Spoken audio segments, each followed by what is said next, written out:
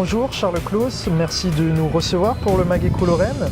Vous êtes le directeur régional réseau Est de Renault et nous sommes à Chamblay ce matin pour présenter le Koleos 2, le nouveau véhicule de Renault. Peut-être pouvez-vous nous le présenter en deux mots? Tout à fait. Donc, nous présentons aujourd'hui la version restylée de Koleos, qui est un véhicule qui a été lancé en 2008 et qui apporte aujourd'hui un certain nombre d'améliorations, notamment en matière d'esthétique ou de motorisation, tout en gardant les qualités intrinsèques du modèle, en particulier en matière de confort et d'aptitude mixte route tout chemin. Comme son terme l'indique, de crossover représente tous les atouts d'une berline, notamment le confort, la modularité propre à Renault et en même temps les capacités de franchissement, notamment dans sa version 4 roues motrices, puisqu'il existe en 2 roues motrices et en 4 roues motrices, cette version étant équipée notamment d'un système de transmission issu de l'alliance avec Nissan, donc tout à fait compétent en usage tout chemin.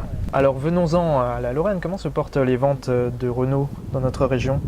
Alors nous avons aujourd'hui quelque part une année en deux temps. Nous avons souffert sur le début de l'année d'un problème de disponibilité de moteurs diesel en particulier, qui a fait qu'en matière d'immatriculation, nous ne sommes effectivement pas au niveau de ce qu'étaient nos scores de l'année dernière.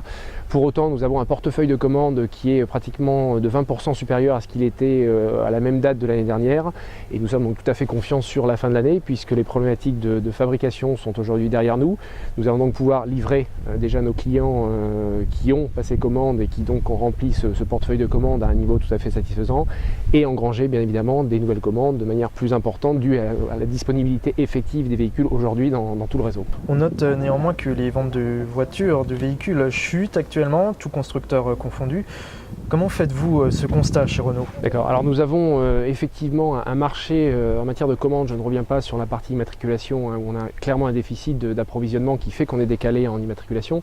Sur la partie commande, on imaginait bien évidemment un marché 2011 en retrait par rapport à 2010 du fait des primes à la casse qui avaient anticipé un certain nombre de commandes. Je vous rappelle le niveau tout à fait historique de 400 000 véhicules commandés sur le mois de décembre 2010 dû à la fin de la prime à la casse. Sur la direction régionale, on a eu sur les 52 000 commandes qu'on a prises pendant l'année, 10 000 commandes qui ont été prises sur décembre, 20% du total, ce qui est complètement inédit. Il est évident que le marché des commandes s'en est ressenti sur le début de l'année, pour autant dans une moindre mesure par rapport à ce que nous imaginions, ce qui veut dire que le marché tient finalement plutôt pas mal en matière de commandes, et c'est vrai notamment des commandes aux entreprises, même si les ventes aux particuliers sont en chute au niveau de celui qu'on imaginait.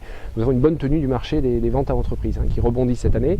Donc au global, les chiffres ils ne sont pas inquiétants à ce stade. Maintenant, il est évident que la conjoncture actuelle, et en particulier ce qui s'est passé au mois d'août, pourrait avoir un impact sur le marché, probablement plus en 2012 qu'en 2011. Ce qui est certain, c'est qu'à ce stade, nous ne ressentons pas, en termes de fréquentation et en termes de prise de commande sur le début de septembre, de freins particuliers liés à ce qui s'est passé sur le mois d'août.